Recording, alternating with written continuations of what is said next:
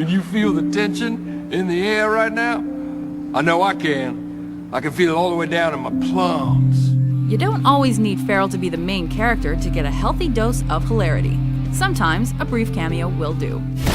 Happy birthday, bitches!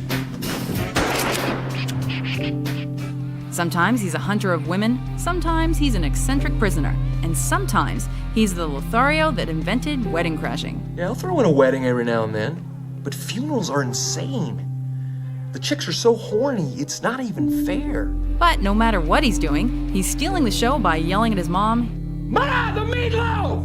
yelling at ladies, or making other people do bizarre dragon-like things.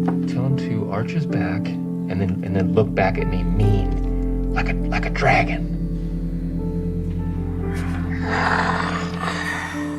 Number 9, W. Making the tough decisions. 24/7. That's 24 hours a week. Since his SNL days, Ferrell has been famous for his impersonation of the 43rd President of the United States, portraying George W. Bush as a pompous, sophomore, crooked-smiling moron who can't talk good. Dear sweet smelling of lavender and dial soap, Jesus. Bring us together tonight in solidarity and not separate too. Whether he's speaking directly to the American people from the White House, his ranch, or the stage, he's cracking us up with his non sequiturs and gibberish speak, even earning a Tony Award nomination for the role. But we are engaged in a deadly standoff with an axis of evil. Number 8, Ferrell's foaming at the mouth, Zoolander. Oh, I'm sorry. Did my pen get in the way of your ass? He's evil, flamboyant, and he invented the piano key necktie. He's Jacobim Mugatu. I invented the piano key necktie! I invented it! Ferrell takes on a villain role as the evil fashion designer charged with brainwashing the unwitting Derek Zoolander to assassinate the Prime Minister of Malaysia. Do as you've been trained to do and kill the Malaysian Prime Minister! Channeling his ability to turn on a dime, Ferrell goes from fine to furious to flirty in seconds when he's served a foamy latte by his maybe more than an assistant, Todd. And it is glorious. Todd! Are you not aware that I get farty and bloated with a foamy latte? My mistake, Jacobim. Your mistake indeed.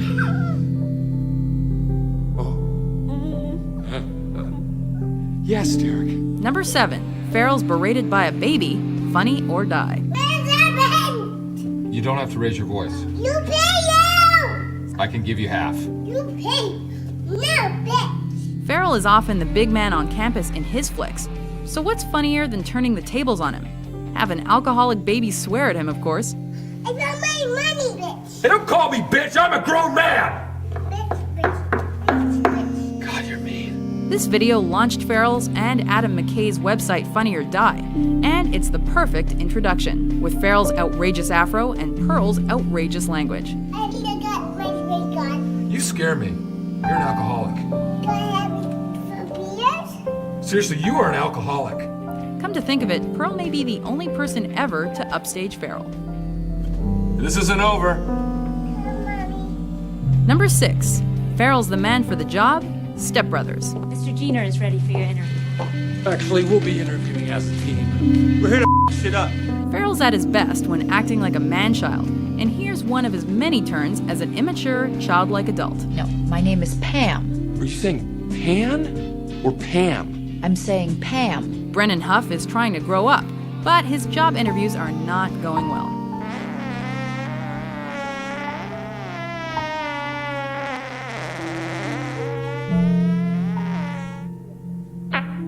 We're also slow learners. Number 5, Ferrell's an excited elf, Elf.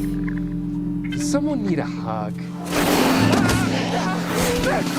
Though we often see him as an egocentric yet hilarious jerk, this time Ferrell plays up his childlike wonder as a Christmas elf who's left the North Pole to find his birth parents. So I'm here now. I found you, Daddy. And guess what? I love you. I love you. I love you. Lovable, naive, and enthusiastic, Buddy the Elf is definitely Ferrell at his most adorable. Gingerbread houses. I said we'll even paint eggs. Well, paint eggs, that's easier. When Buddy finds out his good friend Santa is coming to New York, like most kids, he cannot contain his excitement. Okay, people, tomorrow morning, 10 a.m., Santa's coming to town. Santa! Oh my God! Santa here? Number 4, Ferrell's On Fire, Talladega Nights, The Ballad of Ricky Bobby. I'm on fire! Okay. I'm all right, you're not on fire. I knew it, you're lying! I'm burned! I'm on There is no fire. Yelling, flailing, near nudity, this scene's got all the hallmarks of a Will Ferrell classic. But something looks wrong. I mean, he's running around like he's on fire. Oh my God, help me! I don't want to die! After suffering a horrific crash, NASCAR champ Ricky Bobby is consumed by an invisible fire from which there is no escape. Please don't let the invisible fire burn my friend. Ah! That causes him to run around like a maniac, strip, and scream to every god he can think of. Help me, Jesus! Help me, Jewish God! Help me, Allah! Ah! Help me, Tom Cruise! Maybe it would have worked if he'd prayed to the infant baby Jesus. Shake and bake. Rule number 1. No touching of the hair or face. Of course. Number 3, Ferrell the Fighter, Anchorman. Begin! Anchorman is scene after scene, line after line of Will Ferrell awesomeness. I'm not prepared. I really am not prepared at all.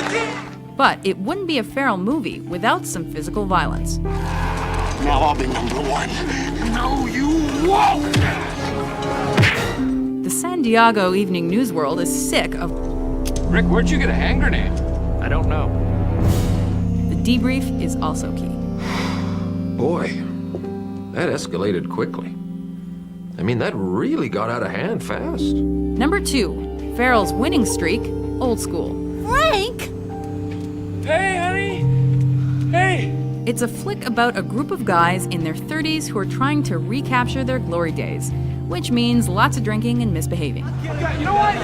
Give me that thing. I'll do one. We gonna do one. Always able to channel his juvenile side, Ferrell's best scene comes when he finally rediscovers the beauty that is beer. So good. Once it hits your lips, it's so good. That's when Frank the Tank comes out of hiding, all his worst but most hilarious traits start to surface, and Ferrell utters those 3 immortal words. We're good, streaky! Yes! Before we unveil our number 1 pick, here are a few honorable mentions. Papa, I like it when you call me Big Papa. How many times do I have to say this? You can take as many shots as you want during practice, but never, ever in a game, especially not the championship game. We've got a lot of work to do. I'm still alive, only I'm very badly burned. Are you a big man? Pop! I'm talking to you. What?